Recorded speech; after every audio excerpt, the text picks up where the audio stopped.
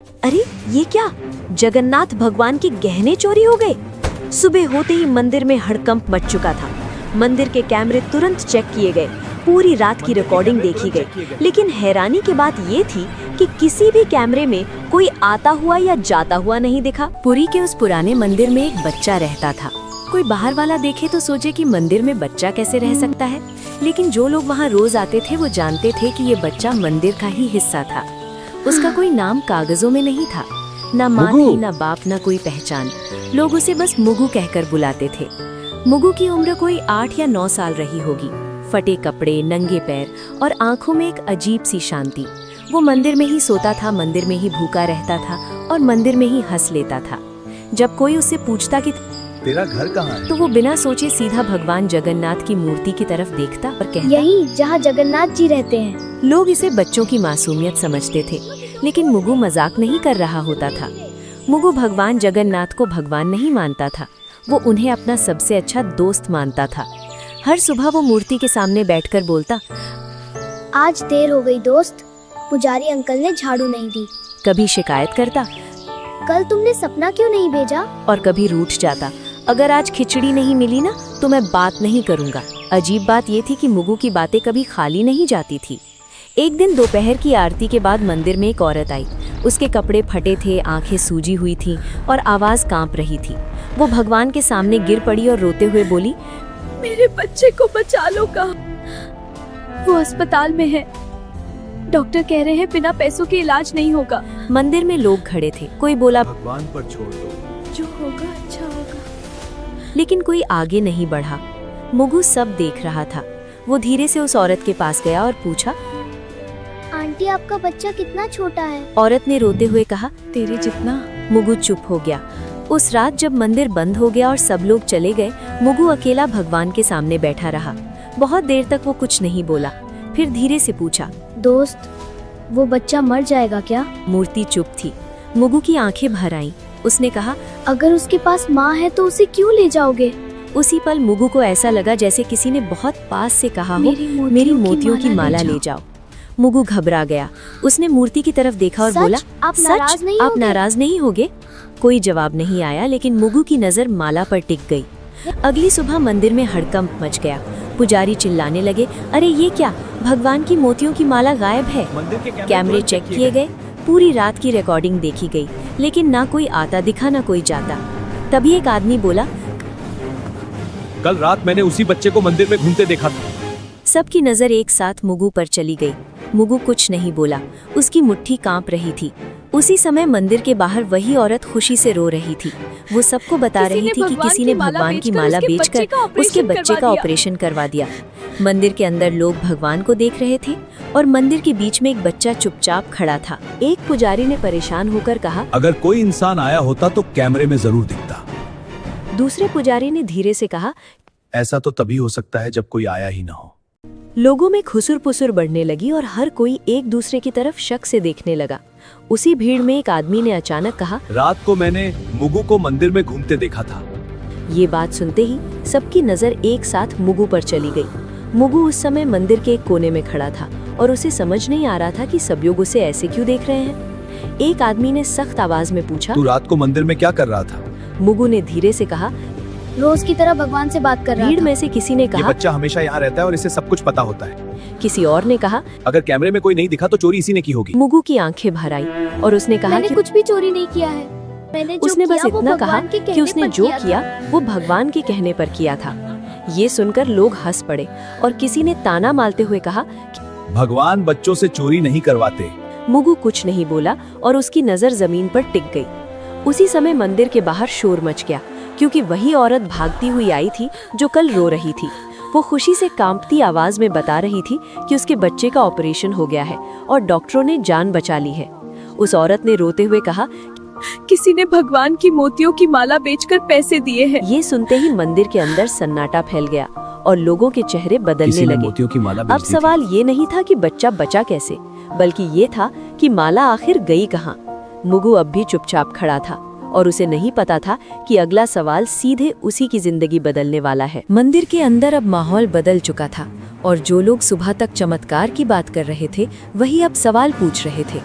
हर नज़र मुगु पर टिकी थी और किसी को उसकी मासूमियत दिखाई नहीं दे रही थी।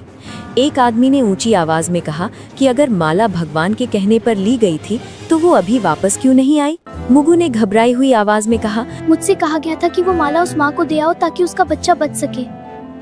भीड़ में से किसी ने कटाक्ष करते हुए कहा कि अब बच्चे भगवान के नाम पर चोरी भी करने लगे हैं। दूसरे आदमी ने कहा कि ऐसे बहाने हर चोर बनाता है।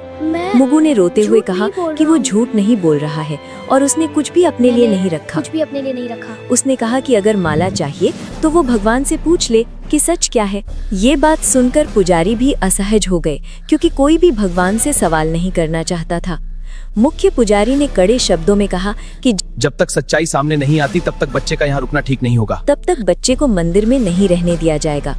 मुगु को जैसे ही ये बात समझ आई, उसका चेहरा सफेद पड़ गया।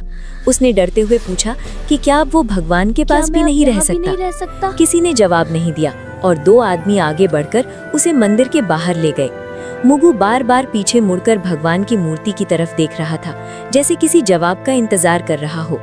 मंदिर के बाहर उसे पत्थर की सीढ़ियों पर बैठा दिया गया और कहा गया कि यहाँ से कहीं मत जाना।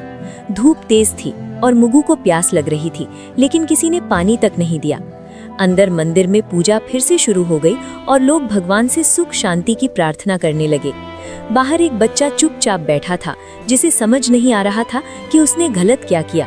मुगु ने खुद से कहा, अगर भगवान ने कहा था तो फिर सजा मुझे क्यों मिल रही है? उसकी आंखों से आंसू गिरने लगे और वो पहली बार भगवान से बिना बोले सवाल कर रहा था। उसी समय मंदिर के अंदर अचानक हवा तेज चलने लगी और दीपक की लौ हिलने लगी। कुछ लोगों ने इसे भगवान की नाराजगी कहा और कुछ ने इसे महज हवा का झोंका मान लिया। मुगु अब भी सीढ़ियों पर बैठा भगवान की तरफ देख रहा था और उसे नहीं पता था कि ये चुप्पी आने वाले तूफान की शुरुआत। शाम होते ही मंदिर के समिति की बैठक बुलाई गई, क्योंकि मामला अब सिर्फ माला का नहीं रहा था। लोग बाहर खड़े थे और अंदर ये तय हो रहा था कि एक अनाथ बच्चे के साथ क्या किया जाए। एक सदस्य ने कहा कि अगर आज सख्ती नहीं दिखाई गई तो कल हर कोई भगवान के नाम पर कुछ भी उठा लेगा। दूसरे ने कहा, बच्चे को बाहर रखने से मंदिर की शांति बनी रहेगी। मुख्य पुजारी चुप बैठे थे और बार बार भगवान की मूर्ति की तरफ देख रहे थे। आखिर उन्होंने भारी आवाज में कहा कि जब तक माला वापस नहीं आती, मुगु मंदिर में नहीं रहेगा। ये फैसला होते ही किसी ने बाहर आकर लोगों को बता दिया कि बच्चे को मंदिर से निकाल दिया गया है। भीड़ में कुछ लोग चुप थे और कुछ ने सिर हिलाकर सहमति जता दी। मुगु को जब ये बताया गया तो उसने बहुत धीमे से पूछा कि क्या वो रात को भी यहाँ नहीं सो सकता? कोई जवाब नहीं आया और उसे मंदिर के मुख्य दरवाजे से बाहर कर दिया गया। मुगु दरवाजे के पास कुछ देर खड़ा रहा और फिर सीढ़ियों पर बैठ गया। उसे समझ नहीं आ रहा था कि भगवान के घर में उसके लिए जगह कैसे खत्म हो गई। उसी समय मंदिर के अंदर एक पुजारी ने देखा कि भगवान की मूर्ति के पास रखा फूल मुरझा गया है। उसने इसे अशुभ संकेत बताया, लेकिन किसी ने उसकी बात पर ध्यान नहीं दिया। रात बढ़ती गई और मंदिर के कपाट बंद हो गए। मुगु बाहर ही बैठा रहा और ठंडी हवा में सिकुड़ता गया। उसने खुद से कहा कि शायद भगवान उसे आज रात जवाब देंगे, लेकिन बहुत देर तक कुछ नहीं हुआ और सिर्फ घंटियों की दूर की आवाज सुनाई देती रही।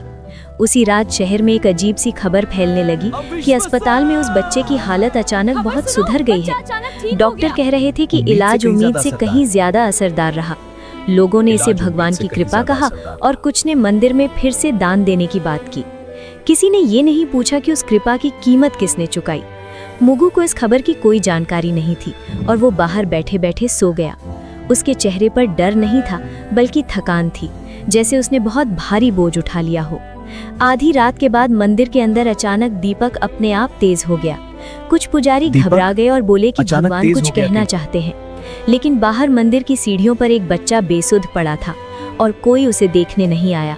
मुगु की सांसें हल्की थी और उसे नहीं पता था कि अगली सुबह उसके लिए सबसे कठिन होने वाली है। सुबह होते ही मंदिर के बाहर लोगों की भीड़ फिर जमा होने लगी, क्योंकि रात की घटनाओं ने सबको बेचैन कर दिया था। कुछ लोग कह रहे थे कि भगवान ने संकेत दिए हैं और कुछ लोग अब भी यही मान रहे थे कि बच्चा झूठ बोल रहा है। उसी बीच एक पुजारी ने ध्यान दिया कि भगवान की मूर्ति के पास रखी दूसरी माला की एक मोची ढीली हो गई है। उसने पास खड़े पुजारी से कहा कि अगर कोई चोर होता तो बाकी गहनों को भी हाथ लगाता। ये बात धीरे धीरे भीड़ तक पहुंची और पहली बार लोगों को लगा कि कहानी वैसी नहीं है जैसी दिखाई जा रही थी। एक आदमी ने कहा कि अगर बच्चा चोर होता तो वो मंदिर छोड़कर भाग जाता। लोगों की नजर बाहर सीढ़ियों पर पड़ी जहां मुगु बेसुध पड़ा था। उसका चेहरा पीला था और उसकी आंखें आधी खुली थीं। एक औरत ने घबराकर कहा कि बच्चे को उठाओ और पानी दो। जब उसे छुआ गया तो सब समझ गए कि मुगु को तेज बुखार है। मुगु ने बहुत धीमी आवाज में कहा कि उसने गलत कुछ नहीं किया है। उसने बस इतना कहा कि भगवान ने कहा था कि किसी की जान बचाना सबसे जरूरी है। ये सुनकर कुछ लोग चुप हो गए और कुछ की आंखें झुक गईं। मुख्य पुजारी आगे आए और पहली बार उन्होंने मुगु की बात ध्यान से सुनी। पुजारी ने उससे पूछा कि भगवान ने तुझसे और क्या कहा था। मुगु ने कांपती आवाज में कहा, भगवान ने कहा था कि सच सामने आने में समय लगता है। उसी समय अस्पताल से एक आदमी मंदिर पहुंचा जिस बच्चे और का उसने ऑपरेशन हुआ बताया था कि उसकी जिस हालत अब बच्चे पूरी का तरह ऑपरेशन ठीक है। हुआ था उसकी हालत अब पूरी तरह ठीक ऑपरेशन है। के पैसे उसने अचानक ये मिल भी गए कहा थे, कि ऑपरेशन इसलिए के डॉक्टरों ने पैसे बिना देर अचानक किए इलाज मिलने शुरू से कर दिया। डॉक्टरों ने तुरंत इलाज शुरू कर दिया था। अब मंदिर में सन्नाटा था और लोग एक दूसरे को देखने लगे। सबको समझ आ रहा था कि अगर माला न गई होती तो शायद वो बच्चा आज जिंदा न होता। लेकिन सवाल अब भी वही था कि माला मंदिर से बाहर कैसे गई। किसी ने फिर से कैमरे देखने की बात कही। जब कैमरे दोबारा चेक किए गए तो एक अजीब बात सामने आई। रात के ठीक उसी समय जब माला गायब हुई थी, सभी कैमरे कुछ सेकंड के लिए अपने आप बंद हो गए थे। टेक्नीशियन ने कहा कि ये आम बात नहीं है और बिजली में कोई दिक्कत भी नहीं हुई थी। लोगों के चेहरे पर डर साफ दिखाई देने लगा। मुख्य पुजारी ने भारी आवाज में कहा कि अगर ये सब सच है तो ये चोरी नहीं थी। उन्होंने कहा कि ये किसी की परीक्षा हो सकती है। मुगु को उठाकर अंदर लाया गया और पहली बार उसे भगवान के सामने बैठाया गया। उसने थकी हुई आंखों से मूर्ति को देखा और बहुत धीमे से कहा कि उसने वही किया जो दोस्त ने कहा था। लोग चुप थे और किसी के पास कहने को कुछ नहीं था। सबको लग रहा था कि सच्चाई सामने आ रही है, लेकिन अभी पूरी नहीं हुई है। मंदिर के अंदर अब सन्नाटा था, लेकिन उस सन्नाटे में भी कुछ लोग सच को मानने के लिए तैयार नहीं थे। एक सदस्य ने कहा कि कैमरे बंद होना तकनीकी गड़बड़ी भी हो सकती है और इसे चमत्कार मान लेना ठीक नहीं है। दूसरे ने कहा कि अगर आज बच्चे की बात मान ली गई तो कल कोई और भी भगवान का नाम लेकर चोरी करेगा। ये बातें सुनकर कुछ लोग सहमति में सिर हिलाने लगे। मुगु को अंदर लाने के बाद उसकी हालत और बिगड़ने लगी थी। उसका शरीर तप रहा था और सांसें तेज हो गई थी। एक पुजारी ने कहा कि बच्चे को डॉक्टर के पास ले जाना चाहिए, लेकिन समिति के एक आदमी ने कहा कि पहले सच्चाई तय होनी चाहिए, इलाज बाद में भी हो सकता है। ये बात सुनकर कुछ लोग असहज हो गए, लेकिन किसी ने खुलकर विरोध नहीं किया। मुगु ने आंखें खोलकर बहुत धीमे से कहा कि उसे अब डर नहीं लग रहा है। उसने कहा कि अगर वो बाहर ही मर जाता तो भी उसने सही काम किया होता। ये सुनते ही मंदिर के अंदर खड़े कुछ लोगों की आंखें भर आईं। उसी समय एक आदमी जोर से बोला कि अगर बच्चा इतना ही सच्चा है तो भगवान उसे क्यों नहीं बचा रहे। ये सवाल ऐसा था जिसे कोई सुनना नहीं चाहता था। मुगु ने कमजोर आवाज में कहा कि भगवान हमेशा किसी को बचाने नहीं आते। उसने कहा कि कभी-कभी भगवान चाहते हैं कि इंसान सही फैसला ले। ये बात सुनते ही मंदिर में कुछ लोगों को गुस्सा आ गया। एक आदमी ने कहा कि ये बच्चा भगवान बनकर बोल रहा है। मुगु ने बहुत मुश्किल से मुस्कुराते हुए कहा कि वो भगवान नहीं है, बस दोस्त की बात बता रहा है। उसकी आंखें धीरे धीरे बंद होने लगी। उसी समय बाहर से आवाज आई कि एम्बुलेंस आ गई है। कुछ लोग राहत की सांस लेने लगे और कुछ अब भी खड़े रहे। जब मुगु को उठाकर बाहर ले जाया गया तो मंदिर के अंदर अचानक तेज हवा चली। दीपक की लौ एक पल के लिए सीधी खड़ी हो गई। कुछ पुजारी डर गए और बोले कि अब देर हो चुकी है। किसी ने पूछा कि किस बात के लिए देर हो चुकी है, लेकिन कोई जवाब नहीं आया। मुगु को एम्बुलेंस में डाल दिया गया और दरवाजा बंद हो गया। उसकी उंगलियां ढीली पड़ रही थीं और उसकी सांस बहुत हल्की हो गई थी। मंदिर के अंदर लोग अब भी बहस कर रहे थे कि सच क्या है। उसी समय एम्बुलेंस के सायरन की आवाज दूर होती चली गई। मुख्य पुजारी ने भगवान की मूर्ति की तरफ देखा और पहली बार उनकी आंखें भर आईं। उन्हें समझ आ गया था कि सही और गलत के बीच का वक्त बहुत कीमती होता है। एम्बुलेंस के जाते ही मंदिर के अंदर एक अजीब सी खामोशी फैल गई और बहस अपने आप रुक गई। लोग एक दूसरे का चेहरा देख रहे थे, जैसे सबको अचानक समझ आ गया हो कि अब शब्द बेकार हैं। कुछ देर बाद अस्पताल से फोन आया और मुख्य पुजारी ने कांपते हाथों से कॉल उठाई। डॉक्टर ने बताया कि बच्चे की हालत बहुत नाजुक है और अगला 1 घंटा बेहद अहम है। ये सुनते ही मंदिर में मौजूद कई लोगों के चेहरे पीले पड़ गए। किसी ने धीमे से कहा कि अगर हमने उसे पहले भेज दिया होता तो शायद हालात अलग होते। एक आदमी ने गुस्से में कहा कि अब पछताने से क्या फायदा, जो होना था वो हो चुका है। लेकिन उसकी आवाज में भी भरोसा नहीं था, सिर्फ डर था। हो चुका है। उसी समय वो औरत फिर मंदिर पहुंची, जिसका बच्चा अस्पताल से बचकर लौटा था। उसने मुगु के बारे में पूछा और जब उसे सच बताया गया तो वो जमीन पर बैठ गई। वो रोते हुए बोली कि अगर उसका बच्चा बचा है तो उसकी वजह वही अनाथ बच्चा है। उसने कहा कि वो माला नहीं थी, बल्कि भगवान का भरोसा था जो बिक गया था। ये सुनकर मंदिर में खड़े लोग सिर झुकाने लगे। किसी की हिम्मत नहीं थी कि उस औरत की आंखों में देख सके। उसी वक्त अस्पताल से दोबारा फोन आया और इस बार आवाज और भी गंभीर थी। डॉक्टर ने बताया कि बच्चे की सांसें बहुत धीमी हो रही हैं और शरीर जवाब दे रहा है। मुख्य पुजारी ने बिना कुछ बोले फोन रख दिया। उन्होंने पहली बार साफ शब्दों में कहा कि ये सब किसी चोरी की कहानी नहीं थी। उन्होंने कहा कि ये परीक्षा थी और हम सब उसमें फेल हो गए। उनकी आवाज में गुस्सा नहीं था, सिर्फ टूटन थी। कुछ लोग रो पड़े और कुछ बस दीवार की तरफ देखते रहे। हर किसी को लग रहा था कि अगर समय को थोड़ा पीछे किया जा सकता तो सब कुछ बदल सकता था। मंदिर के बाहर अचानक तेज हवा चली और धूल उड़ने लगी। कई लोगों ने इसे भगवान का संकेत माना, लेकिन अब किसी के पास जवाब नहीं था।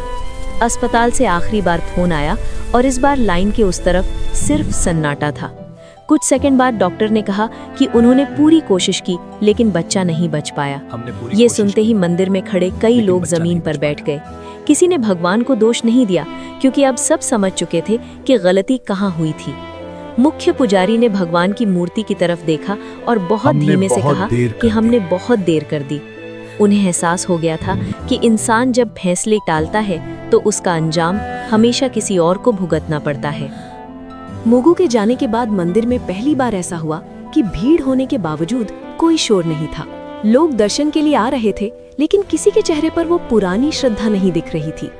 मुख्य पुजारी ने आदेश दिया कि उस दिन कोई उत्सव नहीं होगा और मंदिर में सादगी रखी जाएगी। कुछ लोगों ने राहत महसूस की, लेकिन कुछ को लगा कि ये सब दिखावा है। उसी दिन शाम को खबर फैली कि अस्पताल में उस बच्चे की मां अब भी बैठी रो रही है।